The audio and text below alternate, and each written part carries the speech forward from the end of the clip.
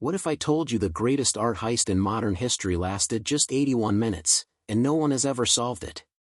Two men dressed as police officers walked into a Boston museum, and walked out with $500 million in masterpieces that have never been seen again. On the foggy night of March 18, 1990, just after Boston celebrated St. Patrick's Day, two men dressed as police officers pulled up outside the Isabella Stewart Gardner Museum. Inside, priceless masterpieces slept under soft light, locked away behind old-world security systems that hadn't been updated in decades. At 1:24 a.m., the officers buzzed the museum's side door. "We're responding to a disturbance," one said. The night guard, unsure but intimidated, broke protocol and let them in. Within minutes, the fake cops revealed their true colors. They handcuffed the guards, duct-taped their faces, and dragged them to the basement. For the next 81 minutes, the thieves roamed the museum freely. They weren't in a hurry. They smashed frames instead of carefully removing the canvases, as though they knew exactly what they wanted: 13 irreplaceable works, including a Vermeer, or Rembrandt, and a Manet. The total value? Over $500 million, the largest art theft in modern history. But here's where it gets strange. They ignored priceless pieces just as valuable as what they stole. Why take specific paintings and leave others? Were they hired? Was it a personal message? By dawn, the thieves were gone. No alarms. No police chase. Just empty frames hanging like ghosts on the walls. Despite decades of investigation, tips from mob informants, and even a $10 million reward, not a single piece of art has been recovered. The empty frames still hang in the museum today, a chilling reminder of the perfect crime, and of thieves who vanished without a trace. What crime could take only 81 minutes to commit, yet leave an entire city haunted for over 3 decades? Imagine this: the night is cold, fog curls around Boston's cobblestone streets, and the echoes of St. Patrick's Day celebrations still linger in the air. Most of the city is asleep, but in the heart of it, something unthinkable is about to unfold. Picture two men dressed as police officers pulling up to the Isabella Stewart Gardner Museum. The flashing lights on their car look official. Their uniforms are crisp, their badges gleam under the street lamps. Any passerby would assume they were there to protect, not to steal. But on this night, those badges aren't symbols of law and order, they're keys to one of the boldest crimes in history. Now imagine you're the night guard on duty. It's past 1 in the morning. The streets outside are silent, the museum's marble halls colder than usual. Suddenly, you hear a knock at the side door. The men outside say they're responding to a call, a disturbance nearby. Would you question them? Would you break protocol to let them in? In that split-second decision, everything changes. By the time the first handcuff clicks shut, the line between safety and danger disappears. The very people you thought were protecting the city are about to rob it blind. And as the door closes behind them, Boston unknowingly becomes home to the largest unsolved art heist in modern history. The city was still humming from a night of celebration. March 18, 1990, the streets of Boston were quiet after St. Patrick's Day festivities, the kind of silence that feels too heavy, too still. Inside the Isabella Stewart Gardner Museum, priceless works of art hung untouched on the walls, bathed in soft, dim light. This wasn't just any museum. It was a treasure house built to hold the dreams and obsessions of its founder, a collection worth more than any fortress could guard. Yet its security was old, almost quaint, no modern cameras, no reinforced glass, just faith that its treasures would never be threatened. At precisely 1:24 a.m., a pair of headlights cut through the mist. A car resembling a police cruiser rolled to a stop outside the museum. Inside were two men, dressed head to toe like Boston officers, complete with badges and utility belts. To any onlooker, had there been one at that hour, they looked legitimate, even commanding. It was a perfect disguise, designed to lower every barrier, to make anyone inside believe they were dealing with authority, not danger. The museum itself was locked down for the night, its halls empty except for two guards making routine rounds. They had no reason to expect trouble. The side entrance, or rarely used service door, buzzed with an unexpected call. The voices on the other end were calm, steady, and professional. "Police, we're responding to a disturbance," they said. A simple line, spoken without a hint of hesitation, carrying just enough urgency to override caution. Boston was asleep, but the museum's silent corridors were about to wake to something unimaginable. Those who stepped through the door that night were not there to protect. They were there to take. And the stage was set for a crime so precise, so audacious, it would baffle investigators for decades to come. The guard hesitated only for a moment before unlocking the door, a single decision that would echo for decades. As the heavy door swung open, the two uniformed men stepped inside with an air of authority so convincing it silenced every doubt. Their polished demeanor, their steady voices, the gleam of their badges, everything told the young guard this was routine.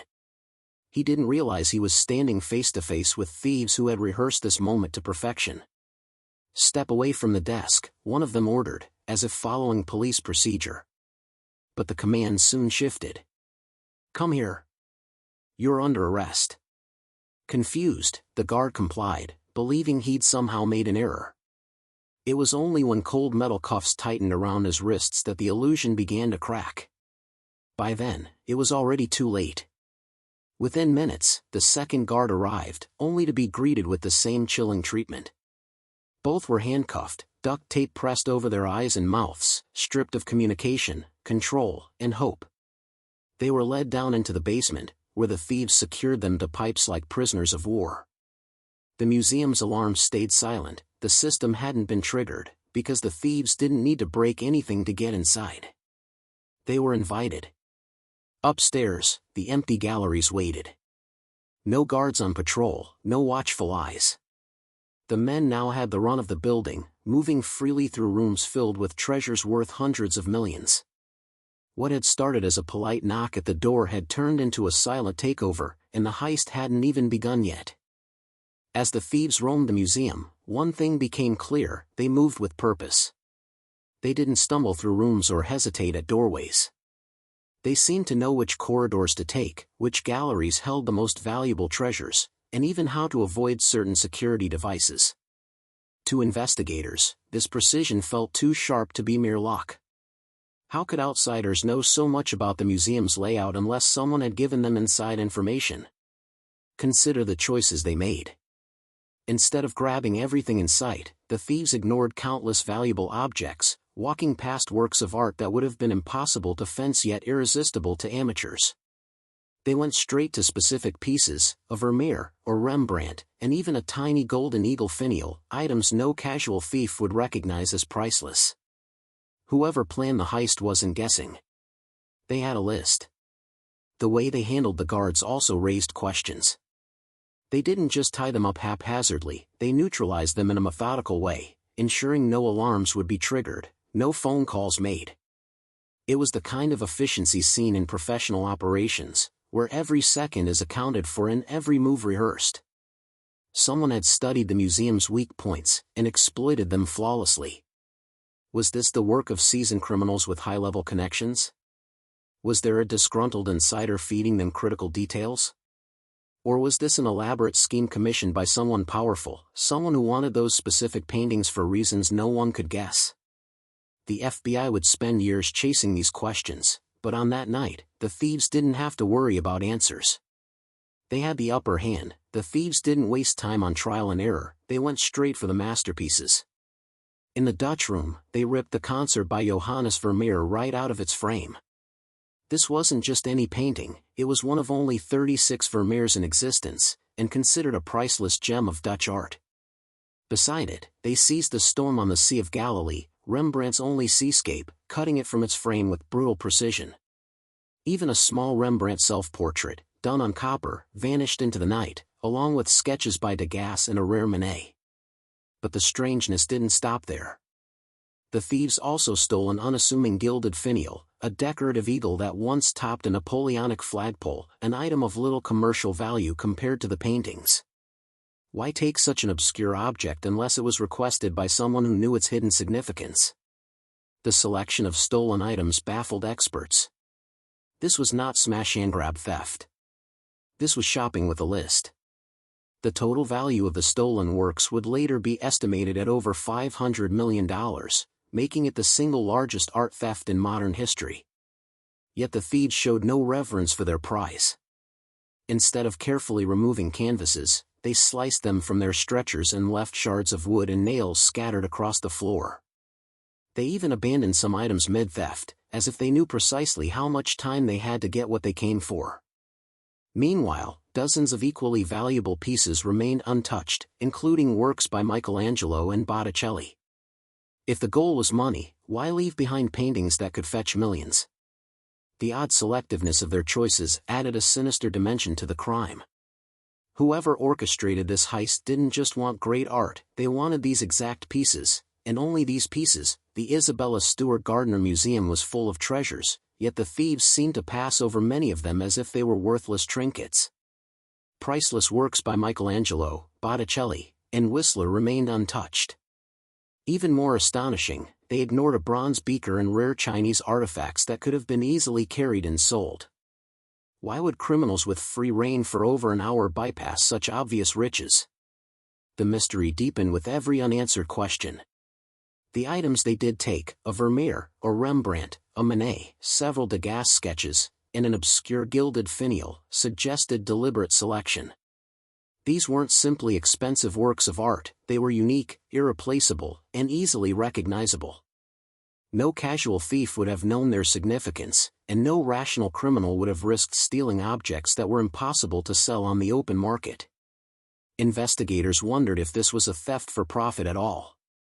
Perhaps the paintings had been ordered by a secret collector willing to pay for stolen masterpieces, regardless of their marketability. Others speculated it was a power play, stolen not for money but for leverage, as bargaining chips in the criminal underworld. The pieces were too famous to move, too distinctive to auction, which meant they might be hidden somewhere, serving a purpose only their takers understood. Even the way the thieves treated the artwork was unusual. They cut the canvases roughly, leaving splintered frames on the walls rather than carefully removing the pieces intact. It felt both crude and calculated, as if to send a message: they were in control, not curators, and certainly not art lovers. These choices turned a simple robbery into an enduring enigma, one that left experts wondering whether the theft was truly about art at all. When the thieves finally prepared to leave, the museum was theirs, silent, unguarded, and stripped of its treasures. They had been inside for 81 minutes, an eternity in the world of crime, yet not a single alarm was triggered, not a single passerby noticed a thing. The streets outside were empty, still slick with the damp air of early morning. Boston slept as two men loaded a fortune into their car and vanished into the fog. The guards, bound and blindfolded in the basement, could only listen as footsteps echoed above them. There was no shouting, no rush, no panic. Whoever these thieves were, they worked with a calmness that suggested they had done this before. Their timing was flawless, too flawless. By the time police arrived hours later, alerted only when the next shift came to relieve the guards, the criminals were long gone. There were no tire tracks, no security footage, no eyewitnesses. Even the museum's primitive surveillance system offered almost nothing, just a few grainy images of the thieves arriving and leaving. They had avoided detection with surgical precision, leaving investigators grasping at shadows. How could anyone move 13 pieces of priceless art, worth over $500 million, and leave behind so little evidence? The escape itself raised as many questions as the theft. Did they have inside knowledge about patrol schedules? Did someone tip them off about how much time they had before anyone would notice? Were they working for a larger organization capable of hiding the loot immediately? Whatever the truth, they slipped into the darkness without so much as a trace, leaving behind empty frames that would haunt the museum, and the world, for decades.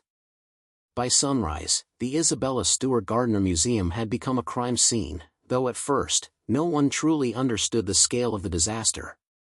When police freed the two guards from the basement, their confusion mirrored the chaos around them. The thieves had vanished hours earlier, but their absence felt more haunting than their presence ever could. The empty frames left hanging on the walls weren't just evidence, they were scars. The FBI quickly took over, launching one of the largest art theft investigations in U.S. history.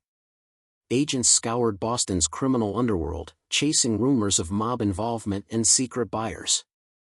Informants whispered of paintings hidden in warehouses, moved through shipping containers, or even buried in vaults beneath old houses.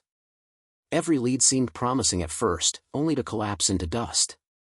The thieves had planned too well, covering every trail before it was even formed. Years passed, but the case refused to fade.